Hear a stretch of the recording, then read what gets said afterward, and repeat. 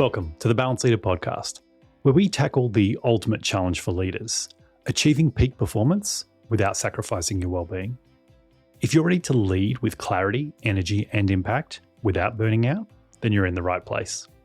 I'm Rob Hills, your leadership and well-being coach, and in each episode, I'll give you the insights, tools, and strategies that will enable you to thrive. So, without further ado, let's dive into today's episode.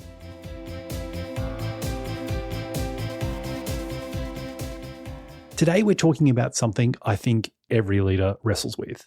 It's decision making. More specifically, why do some of us spend way too long trying to make the right decision, and others can make decisions very quickly? For some of us, decision making feels like an Olympic sport. You do the research, you weigh the options, you check in with the team, you double check with the team, and yet you're still not sure. If that sounds familiar, then you're not alone. And today, I want to introduce you to two personality styles that are at either end of the decision-making spectrum. We have maximizers and satisficers. We're going to unpack what they are, how they play out in leadership, and how understanding your own style might just save you from burning out over every fork in the road. So let me start with a little story. It's about someone I definitely don't know personally. Let's call her Rachel. Rachel is a senior leader in government department. She's smart, driven, thoughtful. She's asked to write a short internal email announcing a change in team structure. Nothing massive, just a heads up for the team. So Rachel drafts the email, then she tweaks it. Then she wonders if realignment sounds too cold. She changes it to evolving roles and then wonder if that sounds too fluffy. She runs it by a colleague and then sleeps on it. The next day she rewrites it. She considers if a video actually might be a better way to communicate this. And then she ponders it for another day. 3 days later, still no email. Meanwhile, her team's already buzzing with rumors because they saw something on the org chart change and they've got a little hint that something might be happening. Now, does Rachel lack intelligence? No, not at all. Does she lack care? Absolutely not.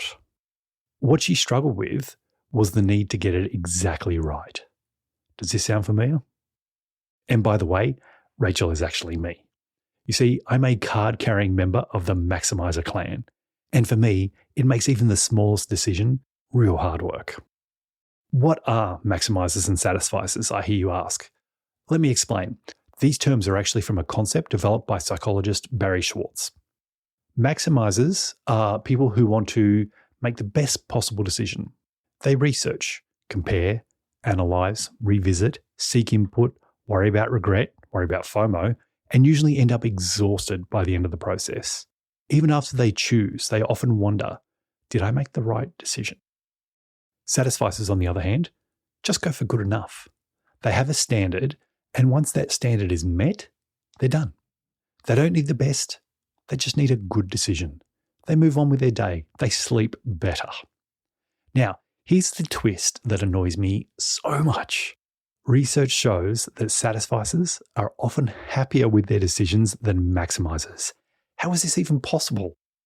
Even if their decisions are technically less optimal, even if they made it on a whim. Why?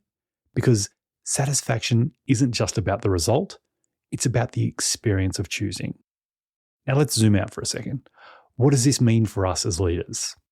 Well, leadership is full of uncertainty.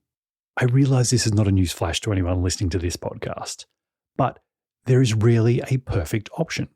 There's rarely complete information, and there is always risk to your people, to your results, and to you personally and professionally as well. So if you're wired like me, a maximizer, your instinct might be to over-research, over-analyze, and delay in the name of getting it just right. And in doing so, you risk what I like to call decision fatigue by excellence. You drain your energy, you slow your momentum, and ironically, make poorer decisions because you're mentally fried. This is where I call on a quote by economist Thomas Sowell that has made an enormous difference in my life. There are no solutions, only trade-offs. Let me say that again. There are no solutions, only trade-offs. That's a game-changing lens because it reminds us we're not searching for perfection. We're weighing what each of the trade-offs may be and how they may impact us. Every single decision we make will have an upside, but it will also have a downside as well.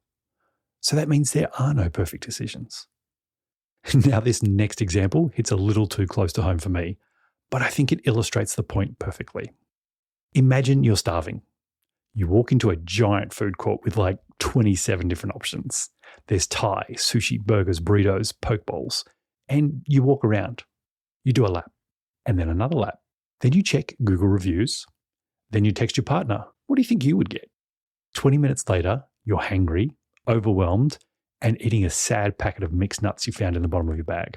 Welcome to my world. That's the maximizer brain at work. Now imagine you walk in, you spot your go-to Indian place, and you think, that'll hit the spot.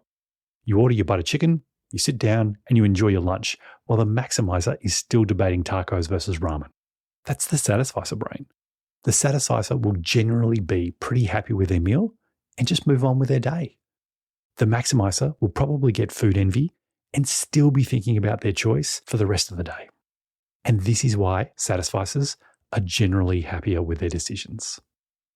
So, how do we apply this as leaders? Here are a few ideas. First of all, know your style. This is about awareness.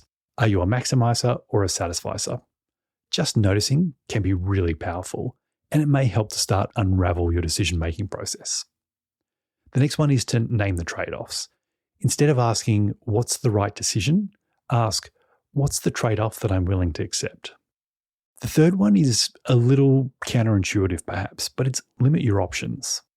If you have too many choices, it makes things really hard. But if you pick, say, your top 3 and you force yourself to choose from just those 3, it makes things easier. Constraints are your friend. And lastly, decide and commit. Once you choose, shut the door behind you. Avoid second-guessing your decisions. For all of you who are identifying as maximizers, I can attest that becoming more of a satisficer isn't easy. I'm a work in progress myself. But just the awareness of what's happening and why it's happening can help you start jumping in and making quicker decisions. And finally, maybe reflect on this quote a little bit, which I wish I could give credit to, but I can't find the original source. It says, the happiest people aren't the ones with the most options. They're the ones who stop questioning their choices. So here's my challenge to you this week. Think about a decision you've been sitting on, big or small, and ask yourself, am I trying to be perfect? What trade-offs would I be willing to accept? And what does good enough look like in this situation? Remember, you didn't get into leadership to obsess over wording or little inconsequential decisions. You're here to move things forward and make an impact.